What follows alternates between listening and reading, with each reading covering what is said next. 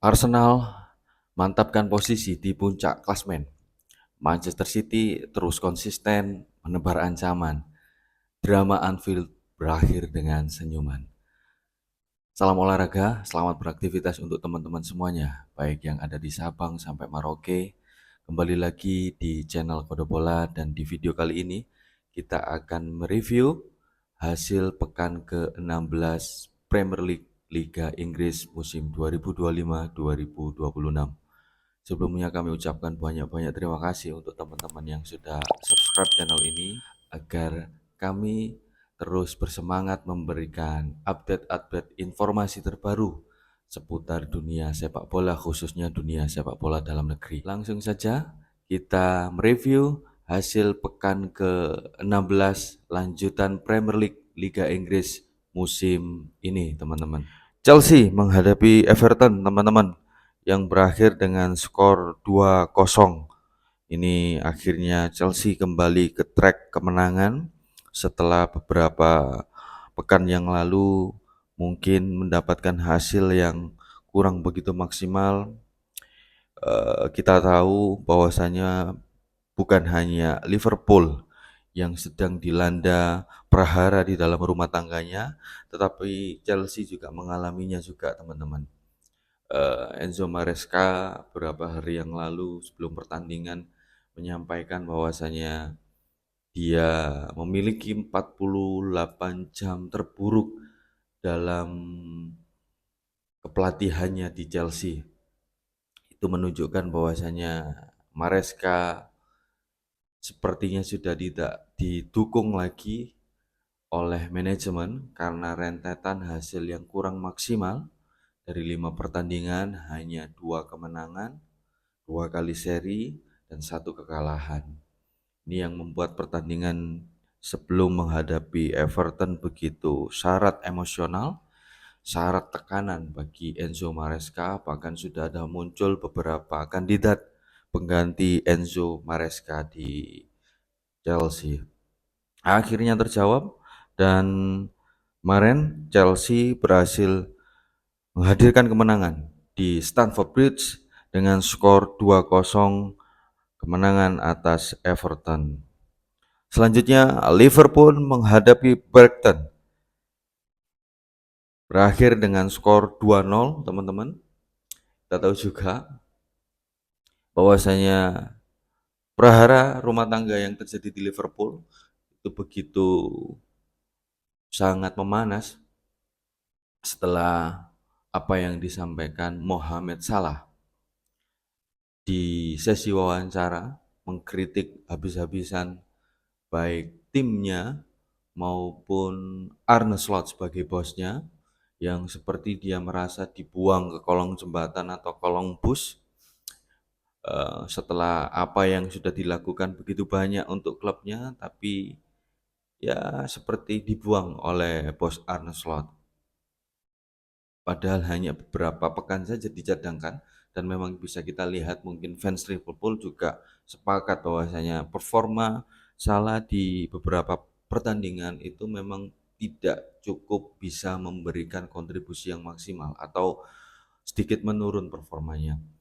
Dia harus dicadangkan oleh Arne Slot, tapi karena statementnya itu ketidaksabaran dia di bench karena sudah lama menjadi pemain utama, ya pemain bintang, ya sepertinya dia nggak siap, sepertinya ada rasa malu kalau dicadangkan. Akhirnya dia memberikan statement seperti itu, yang dihukum dengan tidak dibawa Arne Slot ke Milan lanjutan Liga Champions menghadapi Inter Milan. Dan meskipun tanpa salah, sepertinya Liverpool juga tanpa masalah. Tapi di pekan ini menghadapi Brighton, Liverpool kembali menyuguhkan permainan yang cukup memberikan progres atau rasa kepercayaan diri kepada seluruh fans Liverpool dimanapun, dengan permainan yang mulai lebih rapi kita lihat. Kemudian Mohamed Salah juga diberikan kesempatan setelah salah satu pemain Liverpool yang di babak pertama pertandingan baru berjalan beberapa menit mengalami cedera. Akhirnya Mohamed Salah masuk untuk menggantikannya. Dan Mohamed Salah begitu terlihat ingin membuktikan baik kepada bosnya Arne Slot dan seluruh fans Liverpool dimanapun berada bahwasanya dia masih belum habis. Dan betul dia memberikan begitu baik kontribusi di pertandingan tersebut dengan memberikan satu assist dan satu peluang yang ia dapat yang cukup merepotkan pertahanan dari Brighton, teman-teman. Di akhir laga kita lihat begitu hangatnya Salah dan Arne Slot seperti mengisyaratkan bahwasanya prahara dalam rumah tangga mereka sudah berakhir. Tapi masih saja berhembus isu yang beredar, teman-teman, bahwasanya masa depan Salah ini tetap juga akan masih diputuskan setelah jeda di Piala Afrika.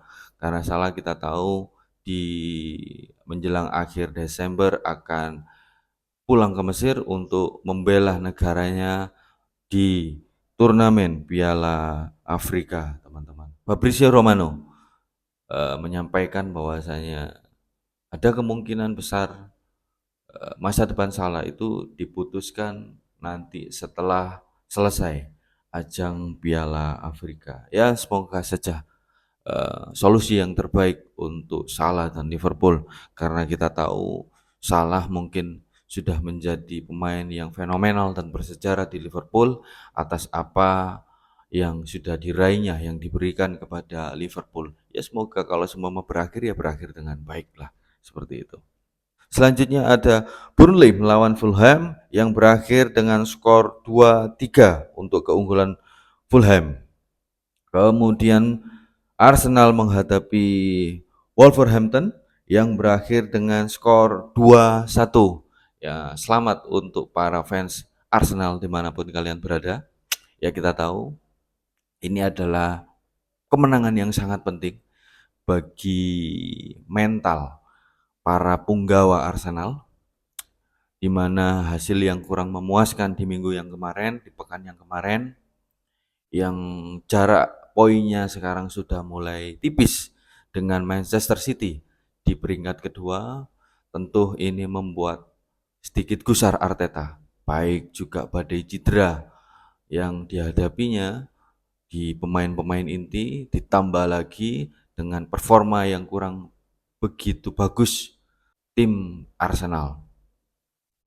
Kemenangan dramatis yang didapatkan oleh Arsenal pada waktu menghadapi Wolverhampton, teman-teman. Kita tahu Arsenal di babak pertama begitu membombardir pertahanan dari Wolverhampton, tapi tidak ada satu gol pun yang bersarang. Ini memperlihatkan bagaimana ketegangan dari para pemain Arsenal. Begitu banyak peluang tidak mampu dimaksimalkan dengan baik. Karena salah satunya tadi mungkin teman-teman, seperti ada pressure tim Arsenal ini yang dimana harus menang di laga yang kemarin apabila masih ingin berada di puncak klasemen. Dan akhirnya Bukayo Saka membuka kebuntuan dari Arsenal lewat set piece sepak pojok yang langsung menghujam gawang Wolverhampton. Kemudian sempat disamakan oleh tim Wolverhampton, namun Gabriel Jesus yang selesai dari cedera dan kembali mendapatkan kepercayaan oleh Arteta akhirnya menunjukkan bahwasanya dia masih menjadi salah satu opsi terbaik untuk lini depan Arsenal. Selamat untuk tim Arsenal, semoga tetap konsisten di puncak klasemen. Kemudian ada Nottingham Forest yang berhasil menang dengan Tottenham Hotspur dengan skor 3-0. Crystal Palace melawan Manchester City berakhir dengan kedudukan 0-3 untuk Manchester City. Luar biasa, teman-teman. Manchester City ini benar-benar memberikan teror yang nyata bagi Arsenal di puncak klasemen. Lagi-lagi Erling Haaland dengan 2 golnya, kemudian Phil Foden. Erling Haaland musim ini tampil begitu seolah-olah ingin memastikan bahwasanya dirinya memang saat ini adalah striker terbaik di dunia. Musim-musim yang lalu kita tahu Erling Haaland begitu sering mengalami kebuntuan di saat harus one on one pun dengan kiper sering sekali gagal. Penalti juga sering gol, tapi di musim ini benar-benar sepertinya Erling Haaland kembali seperti musim pertamanya dia di Manchester City.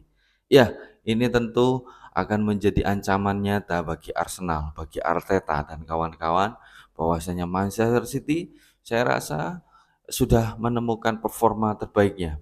Jadi apabila Arsenal terpleset saja sedikit tidak dapat memanfaatkan momen-momen terbaiknya, maksimalkan pertandingan-pertandingan terutama pertandingan kandang mereka, bukan tidak mungkin teman-teman, Manchester City akan menyalip Arsenal. Kemudian West Ham United menghadapi Aston Villa yang berakhir dengan skor 2-3. Luar biasa Aston Villa teman-teman. Kita tahu juga dia adalah salah satu saat ini ada di 5 besar yang dimana juga berpeluang untuk mengkudeta Arsenal. Ada Sunderland menghadapi Newcastle yang berakhir dengan skor 1-0. Sunderland memang selalu luar biasa. Granit Xhaka dan kawan-kawan tentu bukan hanya selalu merepotkan tim-tim besar apabila di partai tandang mereka, tapi di saat partai kandang mereka terutama, Sunderland memiliki nilai atau permainan yang sangat kompak teman-teman, sangat kompak permainannya. Rapi, rigid, detail setiap lini per lini itu sangat-sangat disiplin. Ya, Sunderland itu selalu memberikan eh, perlawanan yang begitu ngotot dengan determinasi yang cukup tinggi. Kemudian ada Brentford menghadapi Leeds United yang berakhir dengan skor 1-1. Dan yang terakhir, pertandingan yang sangat seru teman-teman apabila teman-teman menyaksikan, yaitu Manchester United menghadapi Bournemouth yang berakhir dengan 4-sama.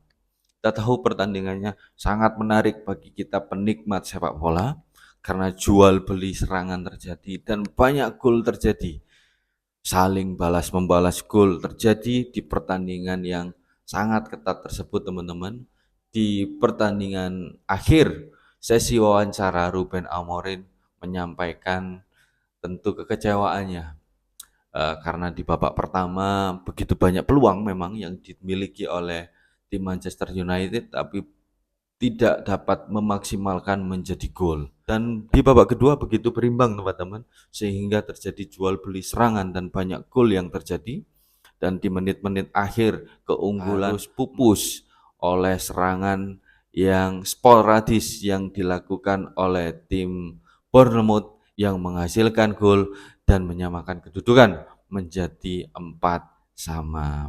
Amorim kecewa karena seharusnya kemenangan atau 3 poin harus bisa diamankan. Namun gagal untuk mengamankan kemenangan tersebut. Fokus, kemudian harusnya timnya bisa lebih mendelay permainan di menit-menit akhir itu yang disampaikan Amorim. Tapi apresiasi juga diberikan oleh Amorim kepada seluruh punggawanya karena sudah semaksimal mungkin menunjukkan permainan yang dia harapkan meskipun hasil jauh dari yang diharapkan, tapi secara permainan Amorim begitu puas memperlihatkan ada progres dari pertandingan sebelumnya. Tapi yang paling hot dari Manchester United teman-teman adalah kabar tentang Bruno Fernandes. Kita tahu Bruno Fernandes ini sedang begitu diminati oleh klub-klub dari Liga Arab Saudi, terutama Al Hilal dengan Ruben Neves-nya yang dimana juga satu negara dengan Bruno Fernandes. Berapa yang pekan yang lalu Bruno Fernandes menyampaikan bahwasanya sedikit kecewa kepada manajemen karena sepertinya membukakan pintu untuk dia keluar ke klub Al Hilal. Ya kita tahu teman-teman Manchester United mungkin dalam posisi keuangan yang kurang begitu stabil.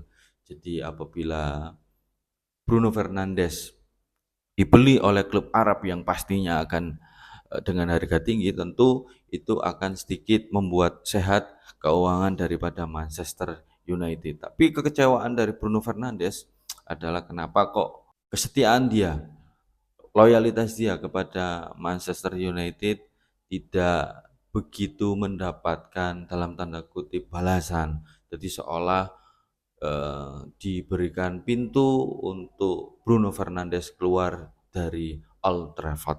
Ya, itulah isu-isu yang terjadi di Manchester United yang terjadi di pekan 16 lanjutan Premier League Liga Inggris, teman-teman. Dan berikut adalah klasemen sementara pekan ke-16 Premier League musim ini.